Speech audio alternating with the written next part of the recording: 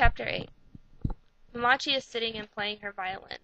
She's aging, but trying to hold on to her youth in little ways, like turning her hair that fell out into a bun to wear. Momachi thinks about Margaret, and how she hates her even though she's never met her. Margaret's a lower class in the Alps, a shopkeeper's daughter. Momachi hates anyone who's been with Chako, and treats them like whores, by giving them money after sleeping with Chako. In her mind they mean nothing to him but a sexual conquest, a fulfillment to a man's needs.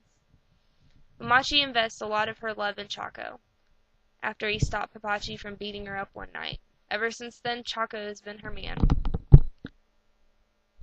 Chapter 8 goes on to continue describing how everyone gets ready for Sophie Mall's arrival.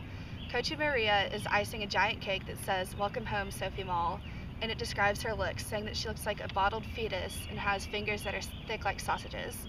She doesn't wear saris despite being a Syrian Christian, and instead she wears big gold hoop earrings to show that she is part of the touchable class and higher class, even though she is just a cook for the family.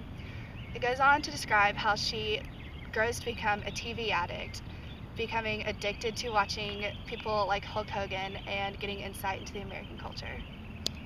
That they were like in love with each other, but it was just like children being children. Like he would give her gifts that he would handcraft himself. Yeah. And he'd hold them out like or on his palm so that she wouldn't have to touch him. But they always had like this little friendship when they were kids. But the moment where Rahel is in Velutha's arms and Amu and Velutha like meet eyes, that's the beginning of their true love affair, where they realize that it's a possibility to like be with each other.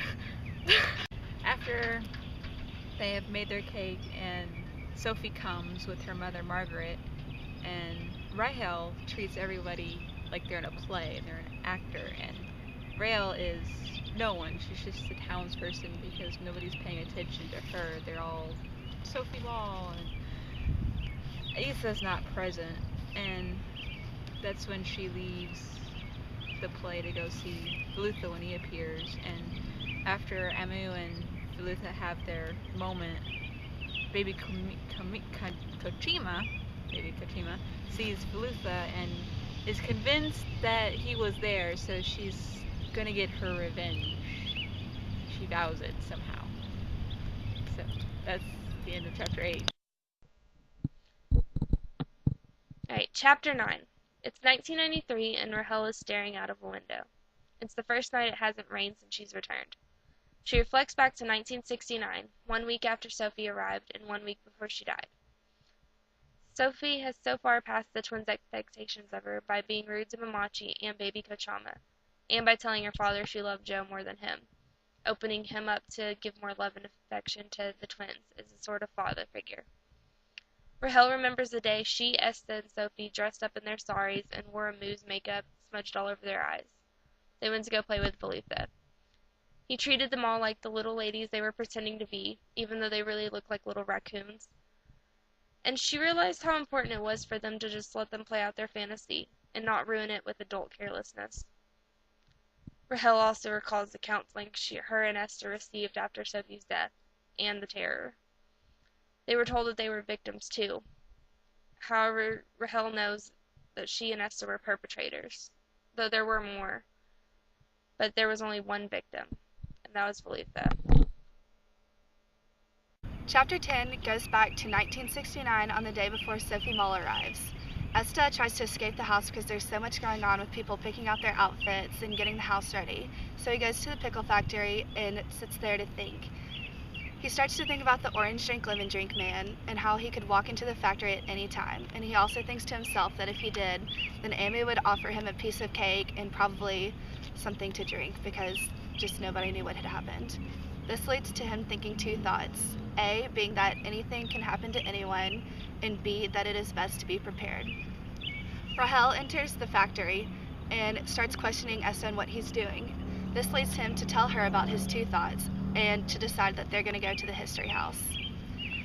They decide later to meet at the mangosteen tree, and there they find a boat covered in moss, which happens to be the boat that Amu uses to cross the river to meet Velutha. They learn that there's 3 parts of the river. One of them is calm and swimmable.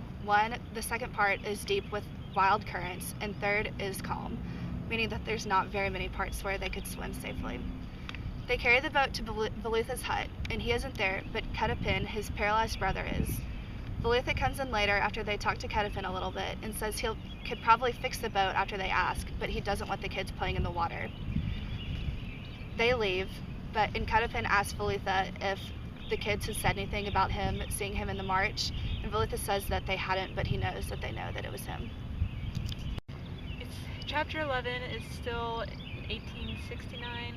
They're still kids, and it takes place where Amu is still sleeping.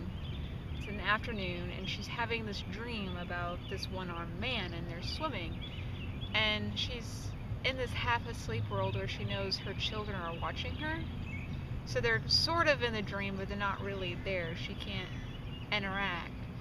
And the twins, Rahel and Esta, don't want to wake her with it because they're afraid if they just wake her, she'll have a heart attack. So they go around and they calmly wake her, like whispering and rattling things around. And when she awakes, finally, Issa says that she was having a daymare, and why was she so sad? And Amu realizes she wasn't sad, she was really happy with the god of small things. And they talk, so they're sit on the bed and they talk about stretch marks where they had been in the belly, and Amu gets tired and goes and locks herself in the bathroom and starts thinking about her life, like looking at herself and saying she's already lived her life. And it goes on to say that while she's thinking about this, it goes into a futuristic think of how 4 days after Sophie Mall's death, Chaka's going to kick him out, and Ethan's got to pack all his things to move. And then it goes further in time, saying where Rahel was watching the silent stranger of Issa bathing himself in the same room that he was leaving. So that was the end of chapter 11. Chapter 12 starts out in 1993. The twins are older, and they are both back. It starts out with Rahel headed towards the temple to see the elephant. She's bringing a coconut to the elephant, Kochutambin, which is the name of the chapter. When she gets there, she realizes the elephant has aged, which reminds her that she has aged. As the story goes on, she stays to watch a performance of the dancers, and she gets in a trance during the story. And the story is all about betrayal in a family, and violence, and love. And during the story, she senses something, and it's Esta. He comes to the temple as well, and they sit separately, but throughout the whole story, they're connected. And I think during the story, they realize how much the story resembles their own life, with the betrayal in their family and the violence. I think this connects them even more. They are brought out of this trance when they start hearing a noise, and it's the elephant that woke up, and it starts to gnaw on the coconut. The thing about these performances is that they could last a really long time. They normally went all night into the next morning, and so Esta and Rahel are there a long time. Finally, the dancers slow down, and they decide to go home. These traditions used to be a really big part of Indian culture, but as the narrator tells us, these traditions have been cheapened by the tourists and the business, and so they aren't as important to Indian culture as they used to be. When Esta and Rahel are about to leave, they end up running into Comrade Pilali, and this is the man that introduced them to this temple and to the traditions and to the stories, and he is so happy to see that they're still interested in Indian culture and to see that they still appreciate it. They all leave together, but they leave in silence. The chapter actually ends with the line, he and she, we and us, and they walk all the way home without saying one word. Reading comes from chapter 8 in the context of Amu watching Rahel and Velutha play after everyone is watching Sophie Mall play after she arrives. So suddenly Amu hoped that it had been him that Rahel saw on the march. She hoped it had been him that had raised his flag and knotted arm in anger.